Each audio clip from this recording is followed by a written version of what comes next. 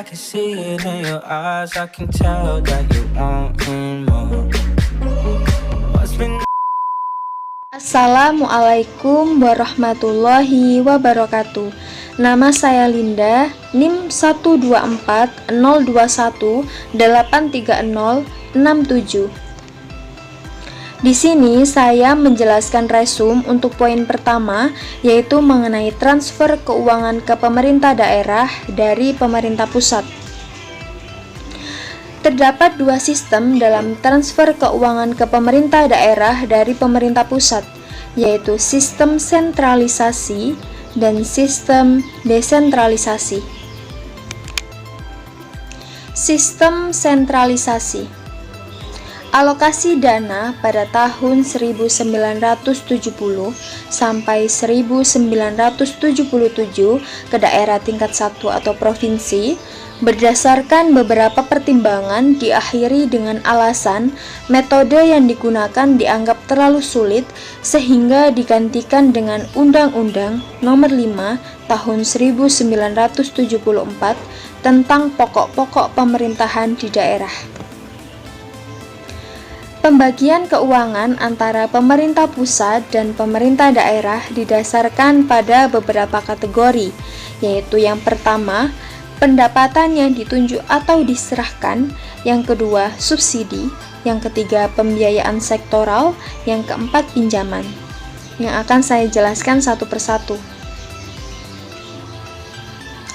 Untuk kategori yang pertama, yaitu pendapatan yang ditunjuk atau diserahkan, meliputi pajak, royalti, dan pungutan yang semula dikenakan oleh pemerintah pusat, kemudian diserahkan kepada pemerintah daerah, dan meliputi yang pertama, iuran pembangunan daerah atau IPDA yang mulai pada tahun 1986 sampai 1987 diganti dengan pajak bumi dan bangunan atau PBB. Dan yang kedua, yaitu pungutan produksi atau cash. Untuk kategori kedua, yaitu subsidi, terdapat beberapa macam subsidi. Yang pertama, subsidi daerah otonom yang meliputi gaji dan tunjangan bagi karyawan yang dipekerjakan oleh pemerintah kabupaten dan kota madya. Yang kedua, bantuan pembangunan daerah tingkat 1 untuk berbagai macam tujuan proyek pembangunan yang diusahakan oleh pemerintah provinsi. Yang ketiga, bantuan kabupaten dibayarkan kepada kabupaten dan kota madya atas dasar jumlah penduduk dan minimum alokasi untuk masing-masing daerah tingkat 2 guna membiayai proyek pembangunan dalam batas yang telah ditentukan oleh pemerintah pusat. Yang keempat, bantuan pembangunan sekolah dasar ditujukan untuk pembangunan pendidikan. Yang kelima, bantuan sarana kesehatan dialokasikan ke kabupaten atau kota madya untuk tujuan kesehatan.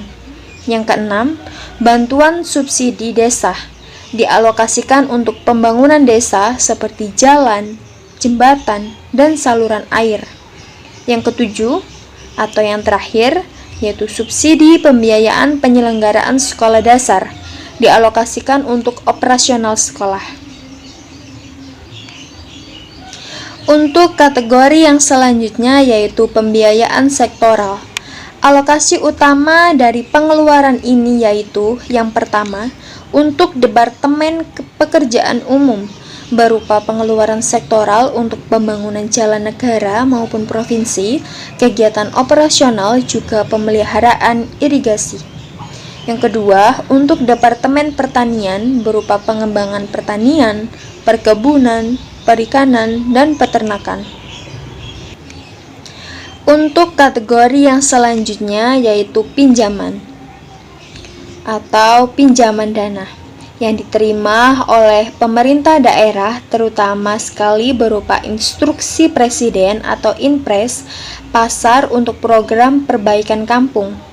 Dengan program ini, Bank Rakyat Indonesia memberikan pinjaman yang dijamin oleh pemerintah pusat kepada pemerintah provinsi, kota madya maupun kabupaten untuk pengembangan toko-toko dan pasar.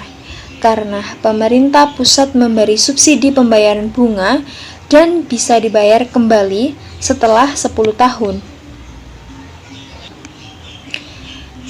Selanjutnya untuk sistem kedua, yaitu sistem desentralisasi. Seperti halnya dengan sistem sentralisasi, sistem desentralisasi juga mengenal transfer keuangan antara pemerintah dari pemerintah pusat dan pemerintah daerah. Dana transfer dialokasikan dalam bentuk dana perimbangan, dana otonomi khusus, dan dana penyesuaian yang bersumber dari APBN yang dialokasikan dalam rangka pelaksanaan desentralisasi. Dana perimbangan dari pusat ke daerah. Dana yang ditransfer oleh pemerintah pusat kepada pemerintah daerah dalam bentuk dana alokasi umum dan dana alokasi khusus demi untuk mengurangi kesenjangan antar daerah sesuai dengan haknya masing-masing. Dana otonomi khusus. Otonomi khusus adalah kewenangan yang diakui dan diberikan kepada pemerintah provinsi untuk mengatur dan mengurus kepentingan masyarakat setempat menurut prakarsa sendiri berdasarkan aspirasi dan hak-hak masyarakat. Ini sesuai dengan pasal 1 ayat 1 Undang-Undang Nomor 7 Tahun 2003 tentang Keuangan Negara. Jika dilihat dari sisi penerimaan daerah, maka secara umum dapat dinyatakan bahwa sumber keuangan daerah berasal dari pendapatan asli daerah dan perimbangan atau dana bagi hasil, dana alokasi umum, dan dana alokasi khusus, pinjaman daerah, dan dana dekonsentrasi, dan dana tugas pembantuan. Terima kasih. Saya Faridatul Laili, NIM 079. Di sini saya akan menjelaskan terkait materi yang selanjutnya, yaitu mengenai usaha pajak dan kebutuhan fiskal. Dan penerimaan yang diperoleh dari sumber pendapatan daerah sendiri, yang mencakup pajak daerah dan penerimaan penjualan jasa sebagai proporsi terhadap produk domestik regional bruto per kapita. Pendapatan pajak total dari sumber pendapatan daerah di seluruh provinsi di Indonesia dibanding dengan produk domestik bruto sebagai dasar tarif pajak standar atau mendekati potensi pajak menghasilkan indeks kinerja pajak atau Tax Performance Index yang dirumuskan dengan tax effort atau usaha pajak atau standar tax rate dikalikan dengan 100. Selanjutnya adalah usaha pajak dan kebutuhan fiskal. Usaha pajak adalah jumlah pajak yang sungguh-sungguh dapat dikumpulkan oleh kantor pajak dilawankan terhadap potensi pajak atau tax capacity sama dengan tax potential, yaitu sejumlah pajak yang seharusnya dapat dikumpulkan dari pendapatan per kapita sebagai dasar pajak atau tax base. Rasio antara usaha pajak dan potensi pajak disebut kinerja pajak atau tax performance. Selanjutnya yaitu mengenai kebutuhan fiskal atau fiscal need. Karena semua warga dalam suatu negara itu berhak untuk menikmati barang publik dan juga sejenisnya. Oleh karena itu, pengeluaran pemerintah daerah untuk menyediakan barang-barang tersebut itulah yang disebut dengan kebutuhan fiskal, yaitu jumlah pengeluaran yang dikeluarkan oleh pemerintah daerah sebagai upaya untuk penyediaan barang publik kepada masyarakat. Kebutuhan fiskal ini dapat diartikan sebagai kebutuhan biaya pemeliharaan untuk prasarana sosial, ekonomi seperti angkutan dan komunikasi, lembaga pendidikan, dan juga pusat kesehatan. Harapannya dalam fiscal need atau kebutuhan fiskal ini bahwa transfer dana dan pengeluaran pemerintah di berbagai daerah itu memiliki dampak pemerataan atau equalization effect yang layak dalam masyarakat. Dalam kebutuhan fiskal, kita juga mengenal adanya fiscal need index atau indeks kebutuhan fiskal yang dirumuskan sebagai rasio antara pengeluaran aktual per kapita untuk jasa-jasa publik seperti pendidikan, kesejahteraan pemuda, agama, tenaga kerja, kesejahteraan keluarga, perumahan, dan sanitasi pada masing-masing provinsi dan pengeluaran per kapita pada jasa-jasa ini seluruh negara. Artinya fiscal need index ini adalah perbandingan antara pengeluaran per kapita untuk jasa-jasa publik, misalnya pada pendidikan di suatu provinsi itu dibandingkan dengan pengeluaran per kapita di jasa yang sama di seluruh Indonesia. Contohnya seperti tabel yang disajikan di sini, ada beberapa kolom. Kolom yang pertama berisi nama-nama provinsi. Di sini saya mengambil beberapa provinsi saja, ada Aceh, Sumatera Utara, Sumatera Barat, Riau, Jambi, dan Sumatera Selatan. Serta yang paling bawah itu ada keseluruhan di Indonesia. Untuk kolom yang kedua itu berisi subsidi pusat dari total penerimaan provinsi dalam jumlah persen. Yang kolom ketiga ada pembiayaan pemerintah provinsi di provinsi dalam persen per kapita GDRP tahun 1980. Kolom selanjutnya pengeluaran untuk jasa-jasa per kapita. Kolom selanjutnya adalah indeks kebutuhan fiskal, dan kolom yang terakhir adalah persen dari total penduduk. Selanjutnya kita fokuskan mengenai indeks kebutuhan fiskal, di mana semakin rendah rasio indeks kebutuhan fiskal tersebut, maka semakin besar kebutuhan fiskal di provinsi yang bersangkutan.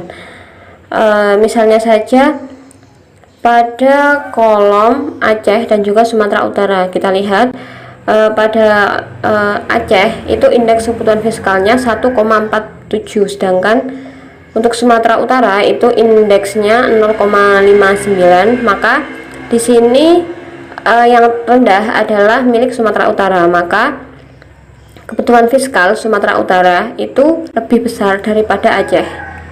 Supaya dapat diperkirakan sejauh mana korelasi bantuan atau subsidi pemerintah pusat dan pengeluaran pemerintah pusat terhadap berbagai provinsi dipengaruhi oleh usaha pajak dan kebutuhan fiskal di berbagai provinsi, perlu dihitung besarnya koefisien korelasi antara berbagai variabel tersebut, seperti pada tabel yang disajikan ini. Kita menemukan bahwa koefisien korelasi itu bertanda negatif dan signifikan antara subsidi pusat dan hasil pajak. Bisa dilihat itu menunjukkan angka negatif 0,6888. Ini dapat diartikan bahwa semakin besar subsidi pemerintah pusat untuk pemerintah daerah justru akan melemahkan usaha pengumpulan pajak. Dalam literatur tentang masalah ini, ada pendapat umum bahwa subsidi dari pemerintah pusat seharusnya itu mendorong atau meningkatkan usaha pengumpulan pajak sehingga hasil pajak akan meningkat. Sayangnya di Indonesia itu keadaannya berbeda, yaitu berkebalikan daripada gambaran umum, bahwa subsidi pemerintah pusat itu justru akan menurunkan usaha pajak. Artinya semakin besar subsidi yang diberikan, maka usaha pajak di daerah itu juga akan semakin menurun. Hubungan yang negatif dan signifikan antara bantuan pusat dan pengeluaran per kapita untuk jasa-jasa sosial pada tingkat provinsi atau dengan kebutuhan fiskal menyarankan bahwa bantuan pusat dimaksudkan untuk memeratakan penyediaan jasa-jasa sosial antar provinsi. Ternyata ada pula suatu kesimpulan yang bertentangan dengan pendapat umum bahwa faktor penduduk sangat menentukan dalam alokasi bantuan pusat ke daerah. Dalam kenyataannya, hubungan itu justru bernilai negatif, yaitu yang bisa dilihat pada kolom yang paling bawah, itu menunjukkan angka negatif 0,3366, yang berarti bahwa semakin banyak penduduk justru akan mengurangi besarnya bantuan pemerintah pusat. Perkenalkan, nama saya Enda Febri Sulistiani, NIM 090. Di sini saya akan menjelaskan materi yang selanjutnya, yaitu mengenai pendapatan daerah. Pendapatan daerah merupakan pendapatan pemerintah daerah yang bersumber dari hasil pajak daerah, hasil retribusi daerah, dan hasil pengelolaan kekayaan daerah yang dipisahkan, serta lain-lain pendapatan asli daerah yang sah. Biasanya, pemerintah pusat memberikan keleluasaannya kepada daerah dalam menggali dana kekayaan di daerahnya masing-masing. Hal ini digunakan untuk pelaksanaan otonomi daerah sebagai perwujudan asas desentralisasi. Salah satu perwujudan asas desentralisasi di sini dengan wujud desentralisasi fiskal, di mana merupakan pemberian sumber-sumber penerimaan bagi daerah yang dapat digali dan digunakan sendiri sesuai dengan potensi di daerahnya masing-masing. Di mana kewenangan daerah ini untuk memungut pajak dan retribusi daerah sudah diatur di dalam Undang-Undang Nomor 34 Tahun 2000 yang merupakan penyempurnaan dari Undang-Undang Nomor 18 Tahun 1997. Sehingga ditindaklanjuti dengan peraturan pelaksanaannya di dalam Peraturan Pemerintah atau PP nomor 65 tahun 2001 tentang pajak daerah dan PP nomor 66 tahun 2001 tentang retribusi daerah. Berdasarkan ketentuan tersebut, daerah diberikan kewenangan untuk memungut 11 jenis pajak dan 28 jenis retribusi. Penetapan jenis pajak dan retribusi ini didasarkan atas pertimbangan bahwa jenis pajak dan retribusi tersebut secara umum dipungut oleh hampir semua daerah dan merupakan jenis pungutan yang secara teoritis dan praktis merupakan pungutan yang baik. Selain jenis pajak dan jenis retribusi, pemerintah daerah juga diberikan kewenangan untuk memungut jenis pajak dan retribusi lainnya kecuali provinsi sesuai dengan kriteria-kriteria tertentu yang ditetapkan di dalam undang-undang. Yang selanjutnya yaitu sumber pendapatan daerah provinsi di Indonesia, yaitu berasal dari 3 sumber yang utama. Sumber yang pertama yaitu pendapatan asli daerah, sumber yang kedua dana perimbangan, dan sumber yang ketiga yaitu lain-lain pendapatan yang sah. Sistem bagi hasil di dalam penerimaan pajak dan bukan pajak antara pusat dan daerah yaitu dimaksudkan untuk mengurangi kesenjangan vertikal atau keberadaan pusat dan daerah. Dalam pendapatan asli daerah, di sini terdapat 4 sumber-sumber pendapatan daerah sendiri. Pendapatan asli daerah yang pertama yaitu pajak daerah, di mana dalam pajak daerah terdapat dari pajak kendaraan bermotor, biaya balik nama kendaraan bermotor, pajak bahan bakar kendaraan bermotor, pajak air permukaan, dan pajak rokok. Sumber pendapatan asli daerah yang kedua yaitu pajak daerah, di mana terdapat dari retribusi jasa usaha, retribusi jasa umum, dan retribusi perizinan tertentu. Sumber dari pendapatan asli daerah yang ketiga yaitu hasil perusahaan milik daerah yang dipisahkan, di mana biasanya diambil dari PD Banama Tringung Makmur dan PT Bank Pembangunan Kalimantan Tengah. Sumber pendapatan asli daerah yang keempat yaitu lain-lain pendapatan asli daerah yang sah, di mana di dalam lain-lain pendapatan asli yang sah ini terdapat dari hasil penjualan aset yang tidak dipisahkan dan jasa giro serta bunga, komisi, denda, dan sumbangan dari pihak ketiga. Yang selanjutnya yaitu dana perimbangan. Dana perimbangan merupakan dana yang bersumber dan pendapatan APBN yang dialokasikan kepada daerah atau otonom sebagai salah satu wujud dari komitmen antara pemerintah pusat dengan pemerintah daerah untuk mendanai kebutuhan daerah dalam rangka pelaksanaan desentralisasi fiskal. Di dalam dana perimbangan juga terdapat sumber-sumber penerimaan dana perimbangan. Sumber dana perimbangan yang pertama yaitu bagi hasil pajak, di mana di dalam bagi hasil pajak di sini terdapat dari pajak bumi dan bangunan, bea perolehan hak atas tanah dan bangunan, pajak penghasilan orang pribadi, dan bagi hasil cukai hasil tembakau. Sumber pendapatan dana perimbangan yang kedua yaitu dari bagi hasil bukan pajak, di mana contohnya seperti dalam provinsi sumber daya hutan, iuran tetap, dan iuran eksploitasi. Sumber dana perimbangan yang ketiga yaitu terdapat dari dana alokasi umum, di mana dana alokasi umum ini bersumber dari pendapatan negara yang dialokasikan dengan tujuan pemerataan kemampuan hubungan antar daerah.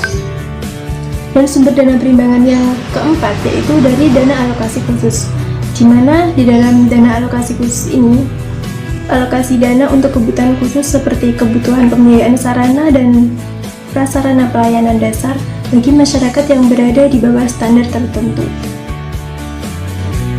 Sehingga apa sih tujuan dikeluarkannya dana perimbangan itu?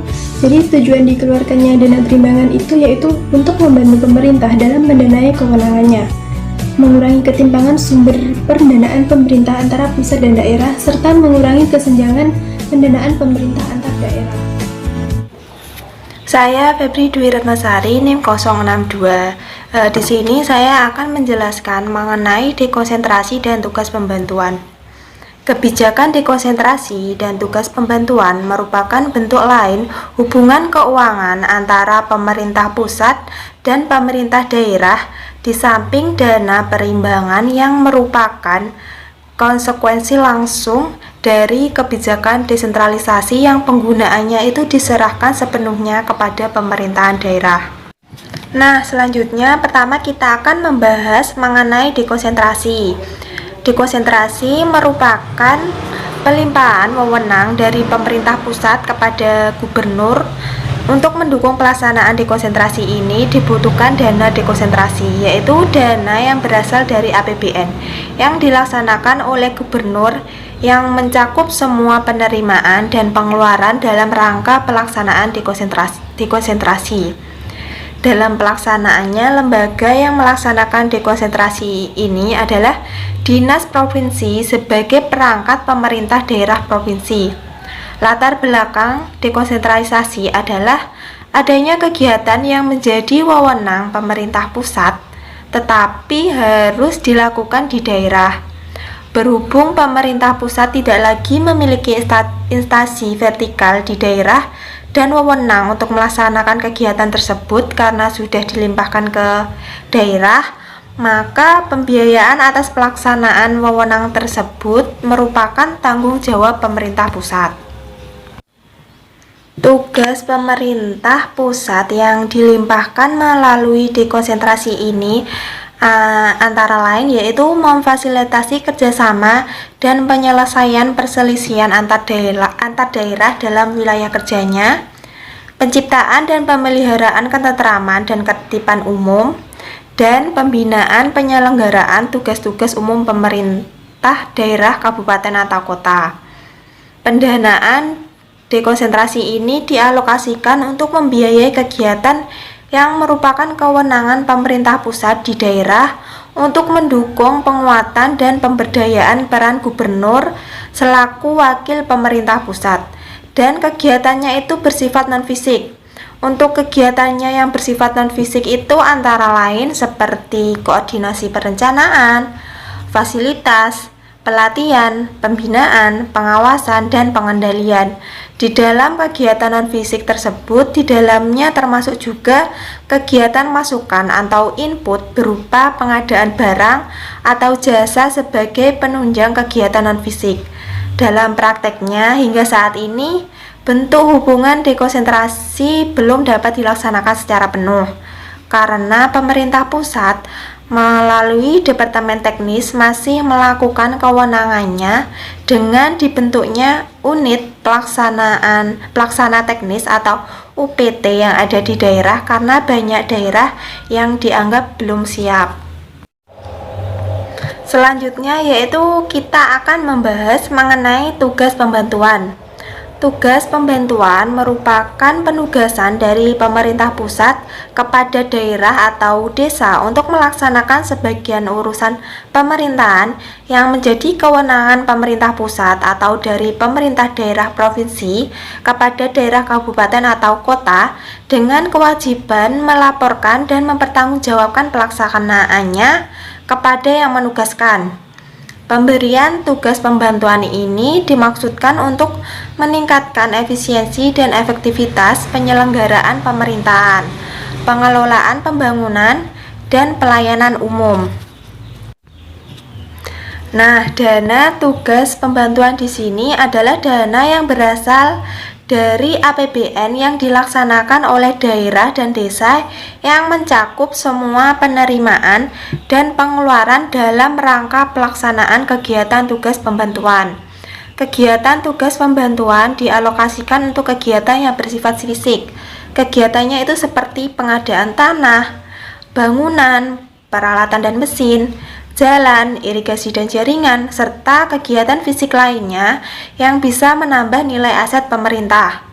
Urusan pemerintahan yang dapat ditugaskan dari pemerintah pusat kepada pemerintah provinsi atau kabupaten atau kota dan atau pemerintah desa, yaitu selain urusan yang bersifat mutlak seperti urusan dalam bidang politik luar negeri, pertahanan keamanan, peradilan, moneter dan fiskal, dan yang terakhir yaitu urusan agama. Dengan kata lain, tugas pembantuan yang dapat dilakukan adalah urusan pemerintahan di luar urusan pemerintah yang bersifat mutlak tadi. Saya Tribuli Yunarsari, NIM 054 akan mereview jurnal kali ini dengan judul Analisis Hubungan Pemerintahan Pusat dan Daerah dengan Studi Kasus Perimbangan Keuangan Kota Makassar.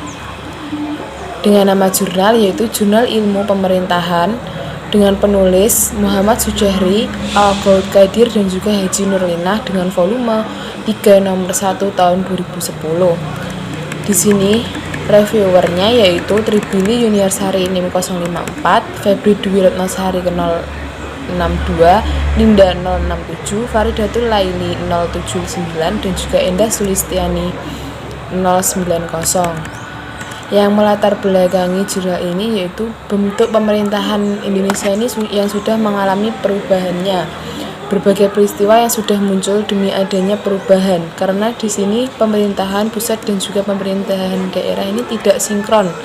Dikarenakan tidak sinkron ini karena pemerintahan daerah dan juga pusat ini menyepakati dua model hubungan, yaitu hubungan sentralisasi dan juga desentralisasi.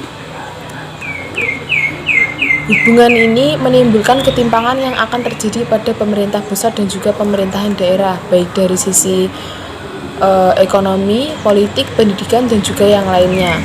Sehingga dengan berjalannya waktu ini pemerintahan daerah sudah terbiasa dengan peraturan yang dibuat pemerintah pusat yang mengatur segalanya dan juga tidak adanya kreatif dalam pemerintah daerah untuk menunjukkan roda pemerintahannya. Hubungan keuangan pemerintah pusat dan daerah ini salah satu bentuk hubungan di antara berbagai macam hubungan. Permasalahannya ini dalam perimbangan keuangan sering menjadi topik. Seperti halnya itu pemerintahan pusat dalam hal pembagian keuangan, di mana di pemerintahan daerah ini yang memiliki sumber daya yang melimpah yang disumbangkan ke daerahnya, tetapi yang mengatur semuanya yaitu pemerintah pusat dan yang menguras kekayaannya yaitu pemerintahan pusat. Jadi di sini pemerintah pusat itu menguras kekayaan yang dimiliki oleh pemerintah daerah. Selanjutnya tujuan dari penelitian ini yaitu untuk mengetahui dan menganalisis pola yang diterapkan dalam pengambilan kebijakan mengenai perimbangan keuangan bagi peningkatan kualitas kesejahteraan masyarakat di daerah. Selanjutnya untuk mengetahui kendala-kendala apa saja yang mengaktual dalam proses pengimplementasian kebijakan perimbangan keuangan. Seperti yang sudah dijelaskan tadi, kendala-kendalanya yaitu pemerintah pusat ini terlalu di atasnya pemerintahan daerah dan membuat semena-mena. Di jurnal ini variabel penelitiannya menggunakan variabel statis, yaitu ada dua hubungan pemerintah pusat dan daerah dan juga keuangan Kota Makassar. Metode penelitian yang digunakan dalam metodenya yaitu metode penelitian deskriptif, di mana memberi gambaran penjelasan secara lengkap mengenai masalah yang diteliti. Dan masalahnya ini menggunakan survei ke lapangannya. Hasil dari penelitian ini yaitu hasilnya terbagi dalam bagi hasil pajak bumi bangunan dengan ketentuan bahwa penerimaan negara dari pajak bumi dan bangunan dibagi dengan imbangan 10% untuk pemerintahan pusat dan juga 90% untuk daerah. Dana daerah yang dimaksud kemudian dibagi menjadi 16,2% untuk provinsi yang bersangkutan dan 9% untuk biaya pemungutan. Kemudian dana 10% pemerintahan pusat dialokasikan lagi oleh pemerintahan pusat sebesar 6,5% ke seluruh kabupaten dalam rangka pemerataan dan 3,5% kepada daerah yang mampu melebihi target. Dalam menganalisis pola hubungan perimbangan keuangan antara pemerintahan pusat dan daerah ini, sebaiknya itu dimulai dari hal yang normatif yang menjadi landasan proses perimbangan keuangan.